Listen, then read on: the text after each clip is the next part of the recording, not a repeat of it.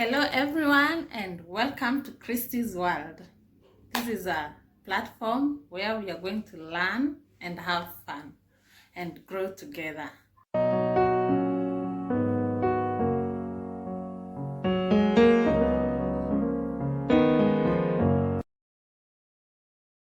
Today I want us to talk about online retail, the small scale businesses that you see operating on social platforms, and some have websites, but the trade is done specifically online.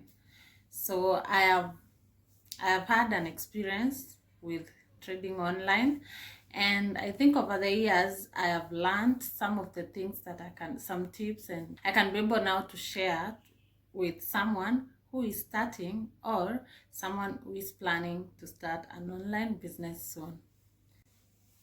The kind of business that I do is a fashion business. That is, I sell ladies and kids shoes, and my social pages, the Facebook and Instagram, are linked below. I'll add them on this video.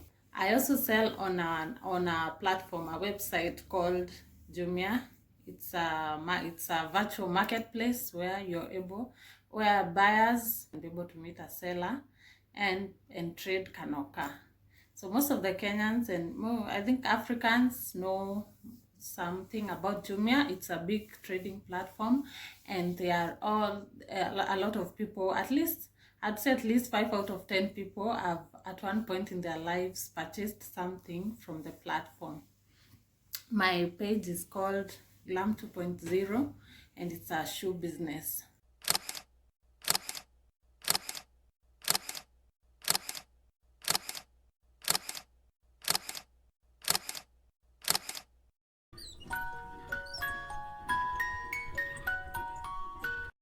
Having been in business for more than 3 years, I have learned some things. When you're starting a business, knowledge of the business is the most important. You may have big chunks of capital, but it will all go down the drain if you don't have the proper knowledge of the business that you intend to do. Most people have an idea in their head of what they want to do. I knew I wanted to do something to do with fashion items, and I went for shoes. I love shoes. Shoe is a big part of style, and before you look at someone, most of the time for a fashion statement, you look at what someone is wearing, starting with a shoe and the bag. Those speak volumes. Those two things speak volumes about how fashionable, how stylish someone is. You cannot wear a cute dress with trash shoes and a cheap bag. You will look off.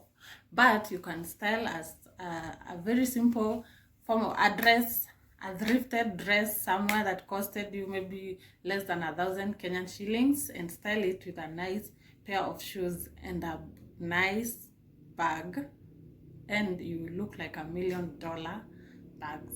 Okay, to consider when you're starting such a business is you need to look for a supplier. I think I'll just have to do a separate video of how you can be able to look for a supplier and be able to identify the items that you need and ship them to where you are, so that you can be able to start selling. So first of all, you need to identify a trustworthy supplier and compare prices so that you can be able to get the best prices from the manufacturers or from the broker. Most people are only able to get from a broker because getting direct from a manufacturer requires larger quantities. Most of the time requires big quantities, and even sometimes it might require you traveling. So you find that is that's a lot of capital for someone who is maybe who is just trying their hand in business, or they don't have that much capital to be able to travel or to be able to buy directly from the factory, which requires you to have to buy in large quantities. Nevertheless, someone who buys in large quantities is able to get the best prices anyway, but there are so many other factors in there that make the smaller traders only be able to buy from the brokers. I myself, I've been dealing with a supplier who is a broker. So they're the ones that get the items from the factory, and I buy from them. So when you start selling your product, the first thing you need to do is you need to create a good social media platform. You need to open a page on Facebook and Instagram. I know that is common knowledge, most of the people know it, but the tricky part is now being able to get the targeted customers that you need to be able to buy those specific items. Okay, in a separate video, I'm going to discuss about how you go about selling on platforms such as Jumia. For now, let me just concentrate on the general topic, that is online retail for small scale businesses. So after once you identify a supplier and buy items, you need to make sure that you start building a good relationship with the supplier, because this is a vital component. A supplier is very vital to your business. A supplier can actually be a downfall for your startup. They can mess you up if you're not lucky to get a good supplier. They can, for instance, if they do not keep timelines and they don't send you good quality things as ordered, that will trickle down to your customers. If your supplier cannot send you good items, and you're now left with these items to sell to the prospects, to your customers, now these items, the customers will end up giving bad reviews for your business, and your whole business may go down, or it may just mess you up. So make sure your supplier can be able to keep the timelines, the deadlines. Like if you ordered items and you've agreed on a specific time, maybe you've even told customers know that the items will be available at a specific time, maybe 3 weeks or 4 weeks from now.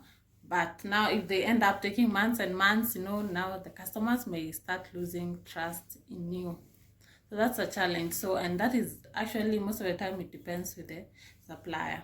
Another vital component of your online business, after you order your items, now the shippers are another vital component. Yeah, you need to be able to have a reliable shipping agent. In Kenya, we have so many of them, our whole list. In my video about sourcing and shipping, I'll be able to include everything. It will be a more detailed video that I'll be able to give even the options for the shippers and even their average prices. Now, the right shipping method. You need to identify the best shipping method for your items to be able to enjoy a good profit margin, because that is also that's an important decision to make. Because if your items are they are weighty, they are weighty, you need to consider to ship by sea. And if these items occupy large volumes, even shipping by sea also will cost you may end up costing you much more. But something may have a big volume, but it's not heavy, you may consider now to ship that by air, because the sea measurements, they mostly they charge depending on on cubic meters. That is like the volume occupied. But for air, they charge by the weight in kgs. So I think most of people have heard of that. So many people, it's also, I would consider that common knowledge. But in this video, this is just like an introduction. We're just going to look at those tidbits here and there of how to start and run an online business. Now, after you have identified the supplier, bought the goods and shipped, meanwhile, you need to have now created your social pages. That is the Facebook and Instagram. And also, like if you want to sell through another platform like Jumia, as I mentioned, but this time you should be able, as you wait for items to arrive, now you take your time to create these platforms and even start advertising those items. So I have to create a Facebook. Okay, do I do another video to talk about how to create the platforms, or is it common knowledge? To comment below and maybe tell me if you'd like to know step by step of how to create and run the social pages. Also, you can always message me. You can send me a private message, and if you need help in creating or running your social media pages. Now, once your items have arrived, now you will now be able, that this is the point now when you start dealing with customers you will meet all types of customers. You will meet the good ones, the rude ones, the liars, the everything. You'll meet all types of customers, and you need to bear in mind that this is your profession. Now, this is your job, and you need to keep your emotions aside and deal with customers professionally. Do not let anyone take you to a place where you start acting out of your emotions. Just be cool, be calm, answer questions correctly, and just be patient with everyone. And yeah, just choose the right words to use with customers, and I'm sure many good customers will come your way. Actually, I would say 9 out of 10 of the customers I've dealt with are good. You only rarely find a bad customer. Somewhere in between, there's always a mad person in every marketplace.